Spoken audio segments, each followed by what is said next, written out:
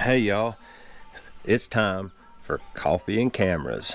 Today I want to talk about something that kind of piqued my interest when I was watching Evan Rant's video the other day, and he's talking about moving to medium format.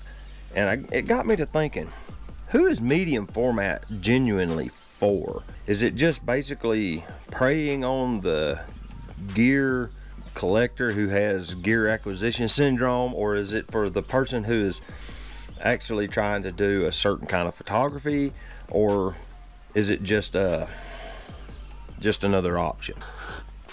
I started doing my homework on it a little bit. I found Angry Photographer Ken has a whole bunch of videos about the GFX Fuji and why people use it, and I think there's some truth to his videos. I think he's actually pretty well, probably spot on. Medium format has a lot of sensor data, and back in the day when pros shot film, like all the pro magazine cover shoots and things were shot on Hasselblads, with big medium format roll film. You get the big glass, you have a huge negative with lots of data in it, and now it's transitioned over, and that's kind of the thinking with phase one. Their cameras are insanely expensive, but it's meant for a very, very specific job. And then Fuji said, okay, well, we can build a sensor the size of a phase one and probably make it a lot cheaper. And they did it. Hasselblad has a medium format sensor, I think. I believe that medium format is targeted primarily for the commercial photographer. From what I've seen and from what I've looked at and all those sorts of things, medium format just is so much information. It's not suited well for the hobbyist. If you have someone who just has to have the very best equipment, I don't even know then if medium format's right for them, because it takes a unique set of lenses. You can't use full frame lenses on it, because with APS-C and even with Micro Four Thirds, you can use the regular 35 millimeter, 36 by 24 millimeter frame lenses on those. You can downscale them, but to go up, you have to have lenses just for that camera. It makes me think it's not suited for everybody. At least that's the way I feel about it. It's like they've come out with a camera system that is meant for commercial photography. You get plenty of pixel data. You got a larger sensor that's capturing more information than a 35 millimeter, and you're able to use that information to greater effect. But I thought it was kind of unusual, because Evan is he's deep in the Fuji. Great, hold on.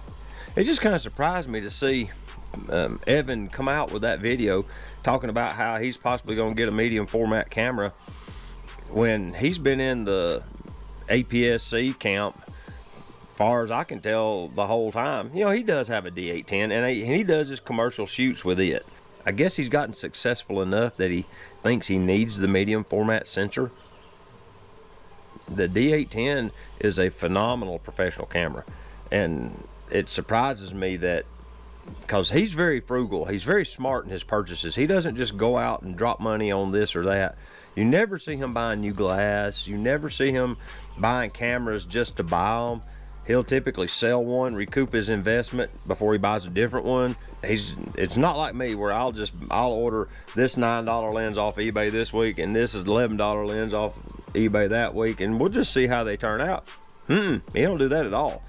He's very deliberate in his purchases, and for him to say that he's possibly going to medium format is a big thing.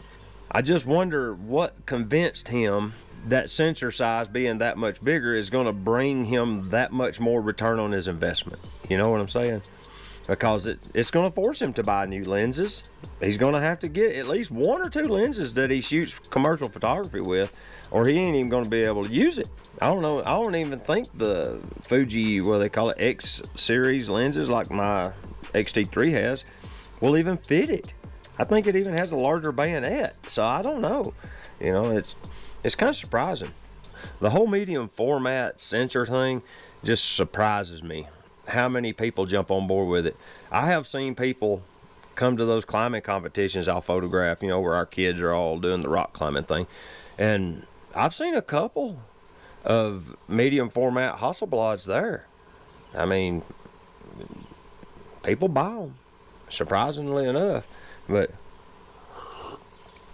that just made me start thinking, who is that camera marketed towards? And now Fuji's got one that's a rangefinder style, and you know they're aiming that at the enthusiast. They're not aiming it for a commercial photographer. You know, it's smaller.